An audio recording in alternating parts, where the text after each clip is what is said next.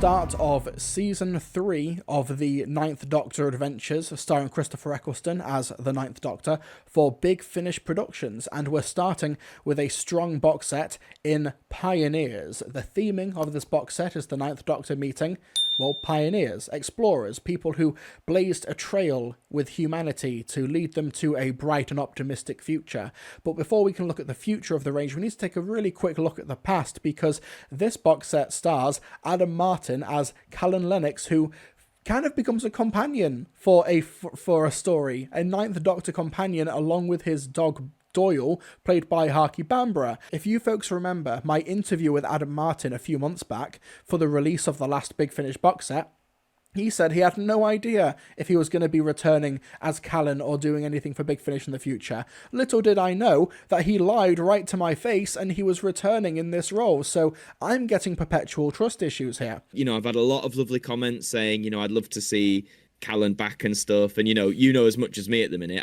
I said when I finished that recording, I was like, you know, if you want me to do more, I'll do more. But you know what it's like. We'll just see in the future. If Big Finish want to do more, and then I'll happily do more. How could this happen to me? We also have Louise Jameson, who is not playing Leela, but is in fact playing the villain of the first story we've got in this set, The Green Gift by Roy Gill, which sees Boss from The Green Death make a triumphant return to the series, which means that this is another box set where the Ninth Doctor is fighting a classic villain, and Boss inhabits the body of Louise Jameson, but we'll talk about that a little bit later. So, Pioneers opens with The Green Gift by Roy Gill, which sees the Ninth Doctor, Callan and Doyle arrive on a spaceship, which is essentially this great big bioship, where something has gone wrong with Earth, and they're essentially trying to Wall-E their way out of the situation, where they put all of the biodiversity and all of this great life on this spaceship so that it can leave and then come back to Earth later with the Green Gift, where they're able to revitalize life on Earth once it gets its shit together. Now, Callan and Doyle are searching for a new home, but they've been traveling with the Doctor for quite a while. They've had quite a few adventures in the interim. On the spaceship, the Greenwood, they find Tay Lothler, who's played by Madison Bullymont, who is one of the staff members of the Greenwood, and they explain what is happening and what the Green Gift is. Let's play a clip from the Green Gift. This habitat must supply food and oxygen cycling for a large crew. Grow your own and you don't have to waste fuel making planetfall. It's a good philosophy, very eco-minded. Wait, how do you not know all this? Flight plan change, unscheduled landing. I take it you don't get many visitors. Not like you lot. Where's the ship, the Greenwood? I mean, where's it going? We return to Earth, bearing the fruit of the Greenwood, for Earth is the mother of the forest, the mother of us all. Clever old TARDIS, spotting a shortcut. We're piggybacking the last few light years. I'll get you home yet, Callan. Earth isn't my home, Doctor. I barely remember it. That's more than me. I've never been. Oh, all right, then maybe I could show you around? Oh, here we go. When we land, I mean, if it hasn't changed too much. You'll be lucky. Just a suggestion. If you don't want to, I'm sorry. I didn't mean it like that. I've only known the Greenwood. I was born here, and I expect to die here too. Don't say that. It's all right. It's proper. For long is the journey of the gift givers, and sacred is our trust. Very poetic. What does it mean? It means this is a generational spaceship. Crew duties handed down, parent to child. That's right, isn't it, Tay? The gift won't be given in our lifetime. We all accept that. And what gift would that be, exactly? Everything around you. All the treasures from old Earth. We carried them to the stars and kept them safe. I haven't seen any treasures. Just fields. Exactly. Crops, birds, animals, trees, biodiversity. The greatest treasure of all. I've made it no secret in the past that I think my big concern about the Ninth Doctor adventures going forward is that he's getting a bit stuck in a rut. I think that Christopher Eccleston always brings great energy and enthusiasm to the role, but as a character he's sort of jogging in place, where he's essentially he's still in mourning after what's happened with the Time Lords, but he's not really able to develop as a character properly because he has yet to meet Rose Tyler, and also there's only so much you can do where the Doctor is travelling on his own. Thankfully, even though it's just for this one story, having Callan and the talking dog Doyle be the Ninth Doctor's companions for this serial, it means that we get to see a side of the Ninth Doctor that is truly unique to this box set, where he's essentially a father figure to a teenage boy, where Callan is a young man who is still trying to find out where he wants to be and find his place in the universe, and the Doctor is attempting to try and find a place to drop him off, and he wants to make sure that it's a good place where he can contribute, but also somewhere that's worthy of Callan's abilities. There's Fiacre, who's played by Louise Jameson, and there's some incredible scenes where you get these top-tier Doctor Who actors with Eccleston and Jameson, who are essentially verbally sparring with each other, where it's not only Louise Jameson saying, okay, so what can Callan bring to the ship? It's the Doctor saying, okay, what can this ship offer Callan? It's like they're almost participating in a school interview, and the parents want to make sure that this school is the best for their child. It's a really terrific dynamic, and even though the Doctor and Callan don't get to interact that much directly over the course of this box set, it still allows the Ninth Doctor to play in a different playing field than we've heard him in these box sets before, and that's really fresh and really unique. And Roy Gill manages to take the very not so subtle subtext of the Green Death, the anti-capitalist talking points, the pro-environmental takes, and project them into a future that seems like akin to the film Passengers and also Wall-E, where you've got this generational gift that is going to accumulate in space for several generations and eventually be delivered to Earth at some point, and how that is able to get corrupted and co-opted through characters like Tay, who is very well-meaning, obviously wants the best for humanity and wants to try and make sure that this gift is well wrapped and well presented and gets to Earth the way it needs to.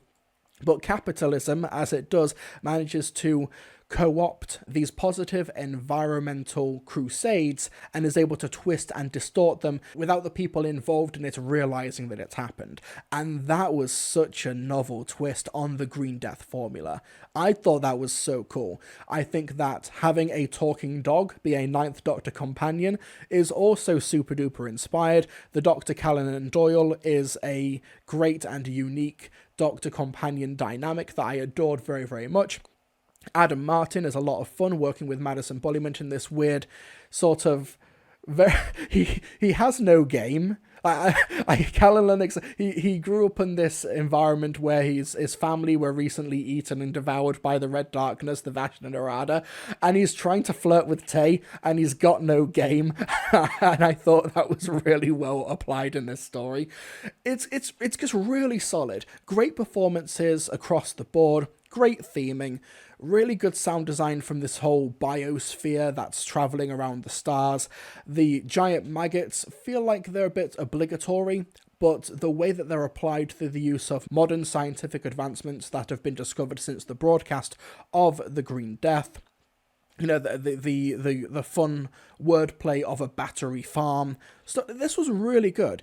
And what I liked about all three stories over the course of this box set, the Green Gift included, is that the main A-plot of the story resolved and there was still 7 to 8 minutes of the story left, which means, we can actually deal with what our characters feel of this. The Doctor doesn't just run away the first opportunity he gets. We can actually comment on this stuff. We can see where the characters are in this moment in time, and that's where the Green Gift kind of plays its hand. Now, there's only so much that you can do in this story without trying to step on the toes of the TV series, and I completely understand that. And I think what Roy Gill has done, as well as script editor Matt Fitton, because I assume that this is a collaborative process here, what they've done here with the Green Gift is find a way to have their cake and eat it, where they're able to develop the Ninth Doctor as a character before meeting up with Rose, but still not trip up and overtake what's happened in the TV series, where there's a great moment towards the end in a conversation between the Ninth Doctor and Doyle about why is the Doctor travelling the way he is. And the fact that it's communicated through a talking dog who can tell when the Doctor is lying, it's just really expertly done. It's also just really well woven into the narrative of the story about the Doctor trying to find a new home for Callan and Doyle. This was a really strong start to Pioneers, and the fact that I think that it might actually be the weakest story of the box set kind of shows that Pioneers might be something special. Let's go to my favourite story of the box set, Northern Lights by Robert Valentine. So this sees the Ninth Doctor in the early 20th century exploring the Arctic, and he finds out that he is not alone. He is travelling, and he stumbles across two famous explorers. Let's play a clip from Northern Lights. Hello, two pairs of snowshoe prints. Oh, hello. Yeah, hello. Who are you? Part of the Jackson expedition? No. Did you shipwreck then? Not exactly. Why'd you say that? Well, the jacket, I mean, you can't have come far in that outfit. I'm wearing a turtleneck, long-sleeved. What's that thing? Cargo? Means of transport, temporarily kaput. Are you Russians? No. Norwegians, same as you by the sound of it. You sure about that? Completely. Then what are you doing in Fridtjof Nansen land? What? Fridtjof Nansen land. The place Nansen and Hjalmar Johansson spent the winter on their way back from trying to reach the North Pole, hence the name. What are you talking about? I'm Fridtjof Nansen. You're Fridtjof Nansen? Yeah. The Fridtjof Nansen? Yes. Then you're... Hjalmar Johansson. Oops, me and my big mouth, eh? You know, don't pay any attention to me. That stuff about this place being named after you, I just think it should be, that's all, someday, wherever we are. This is Franz Josef land, we think. Well, maybe. But who are you? Me? I'm the Doctor, and boy, am I pleased to meet you. You're quite a hero of mine. So it turns out that the Ninth Doctor has stumbled across historical figures, Fridtjof Nansen and Hjalmar Johansson, in the Arctic. So these are played by Ian Conningham and Gerald Kearns respectively. And what they find there is that the Aurora Borealis, the Northern Lights, has been co-opted, has been corrupted by an entity that travels through light, or at least is able to take the perception, is able to be seen as the Northern Lights. So what I loved about this is, first things first, the wonderful lyrical dialogue from Robert Valentine. There's not a lot of plot in Northern Lights. It is, for the most part, the Doctor, Fridtjof and Hjalmar just hanging out in the Arctic, and the Doctor fanboying over these pioneers, these explorers in the early 20th century, exploring harsh terrain and just being dude bros with each other in these harsh environments. And the when Fridtjof and Hjalmar left the Arctic, they would take photos of their setup, of their encampment, and the Doctor's like, oh, this is just like the photos, this is just like I thought it would be. He's fanboying over these two, and that's really, really sweet to see. And Eccleston really throws himself into it as per usual. He never really cops out in any of these releases, but I love Ian Cunningham's voice for this. He does such a wonderful job as Fridtjof, and Gerald Kearns does a great job as well. It's just a great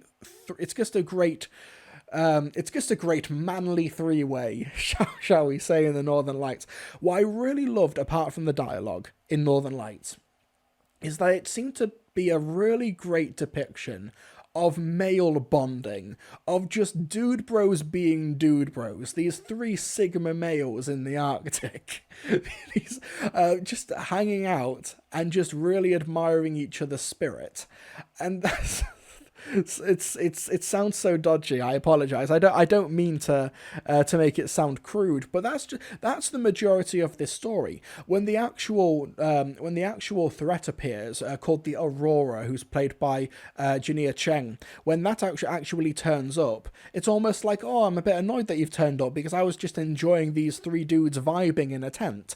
However, the plot itself and how it develops and how the Ninth Doctor has to preserve history and how he's trying to keep the history that he knows from these two explorers is something that we haven't really seen the Ninth Doctor do before. We've seen him, of course, fanboy over historical figures like Charles Dickens, for example, in The Unquiet Dead in Series 1 of Doctor Who, but we're seeing him particularly fanboy here as well, And that might get in the way of what he needs to accomplish here.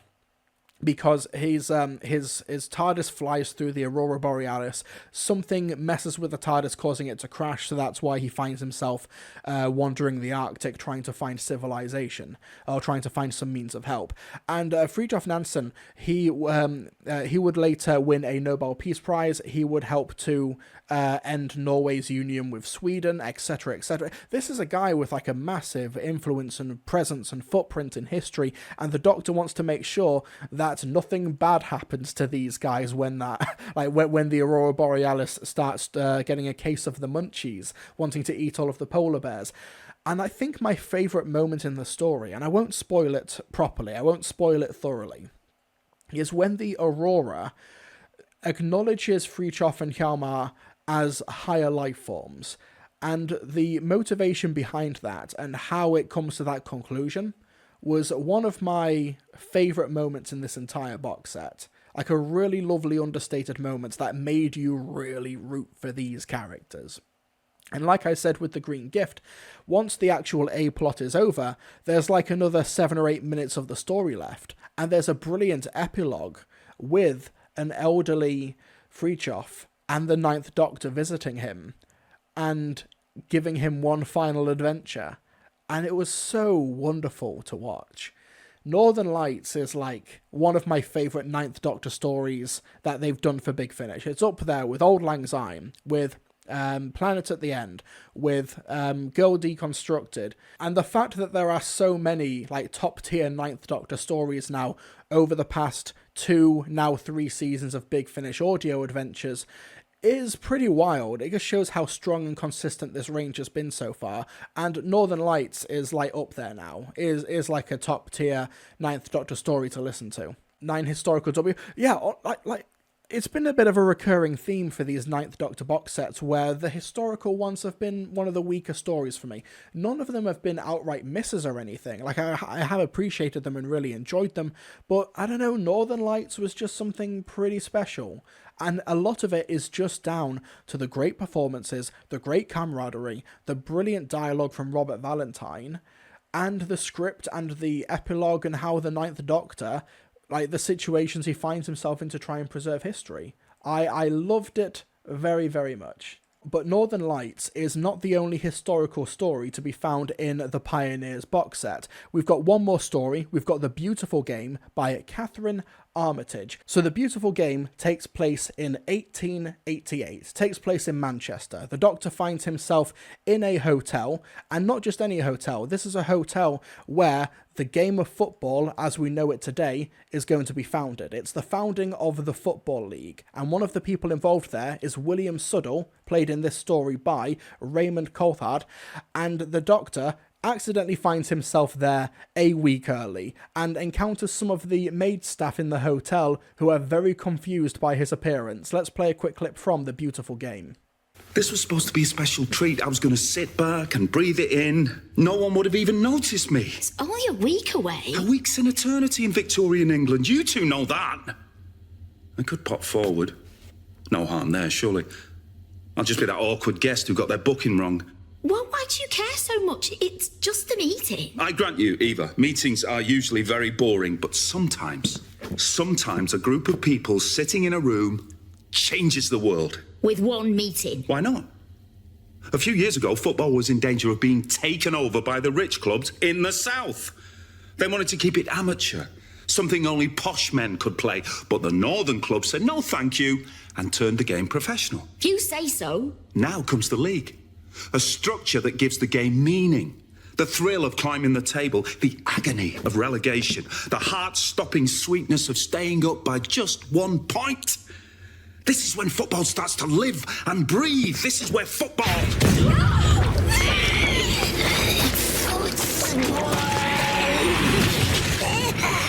No time, get down!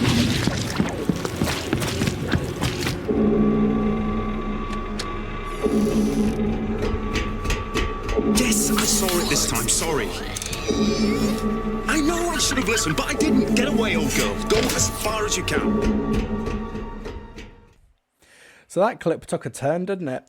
So the villain of this story is a creature called the Strike, played by Betty Wright, who also plays Eva, who's one of the maids of the hotel. Now, the Strike is a extraterrestrial creature that finds an obsession and then wants to pursue that obsession until it completely devours it. And in this Strike's case, it's football. It loves football now. It is now obsessed with football and is going to try and consume anything it can with the game, including its very founders now, including William Suddle, who's in the hotel.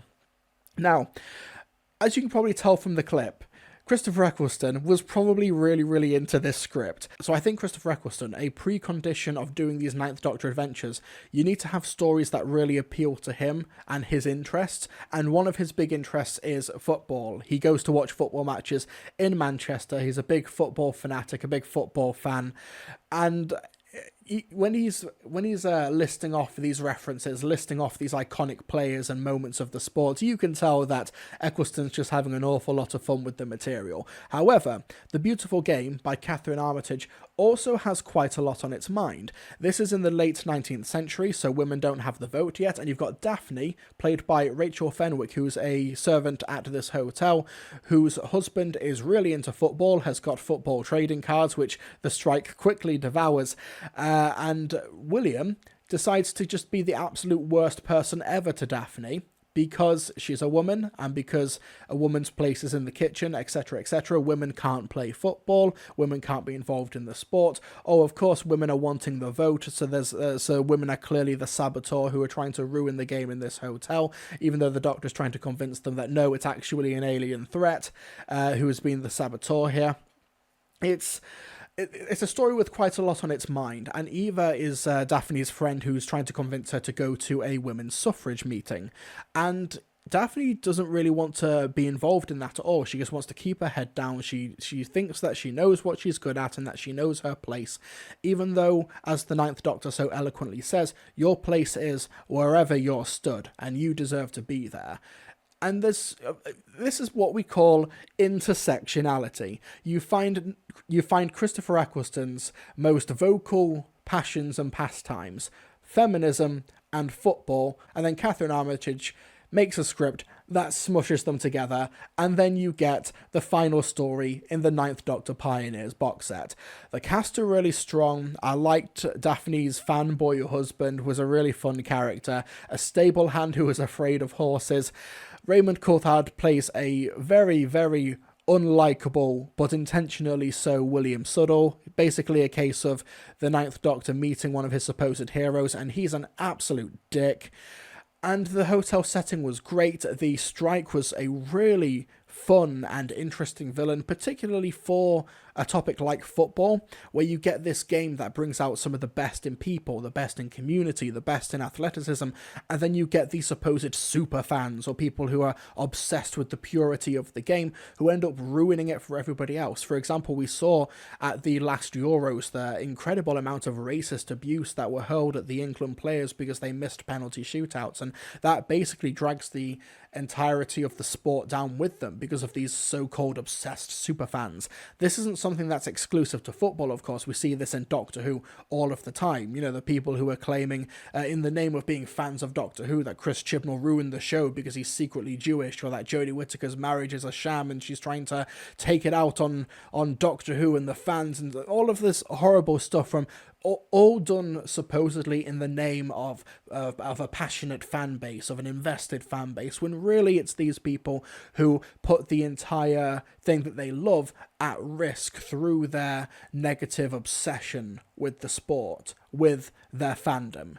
It was a really, really cool approach to take, where the meta text becomes the text when it comes to the actual villain of the story. You've got these intersectional themes, great performances, wonderful scenes with Eccleston and Fenwick trading blows with each other. This was a really strong story. The more I think about Pioneers, the more I like it. Originally, I thought this is another really strong box set, but it does kind of feel like another Ninth Doctor box set. But the more I thought about it, the more I sat on it, the more I was thinking about it, the more I grew to really appreciate it. The fact that a really compelling, character-driven, effective sequel to The Green Death in The Green Gift by Roy Gill is, I think, the weakest of the box set, is kind of tantamount to how impressive an overall box set Pioneers is. And like I said, I even made a whole live stream segment about this a few weeks ago, my concerns for the Ninth Doctor adventures going forward. Even if they're not really evolving the Doctor that much as a character, as long as the stories are exposing new sides to the Ninth Doctor, really great, interesting dynamics that Christopher Eccleston himself is also really passionate and interested in, then we're cooking with gas. But the fact that The Green Gift does advance the Ninth Doctor as a character in its closing 10 minutes is a testament to just how seriously Big Finish are taking this character. That it's not just, we've got Christopher Eccleston in the recording booth, let's bang out 3 stories in 3 days and just release it on the website. It's not like that. At least this box set and the recent box sets are not like that. And that's terrific. Eccleston is my Doctor. The Ninth Doctor is my favourite Doctor, apart from Doctor number 5, and the fact that he is given this amount of care, and the stories are given this amount of thought, and are able to bring in this level of talent, including new names, like Adam Martin, like great talent like Madison Bulliment, like Louise Jameson, etc., etc. It just shows that this is something that Big Finish are passionate about moving forward. And I don't know what the future of the range is. I don't believe that Volume 2 of Series 3 has been unveiled yet. It comes out in August. We don't have any details about it. But I'm excited again. I'm excited again for Ninth Doctor adventures. Whereas, a few months ago, I could kind of take or leave them. Now I'm back on board.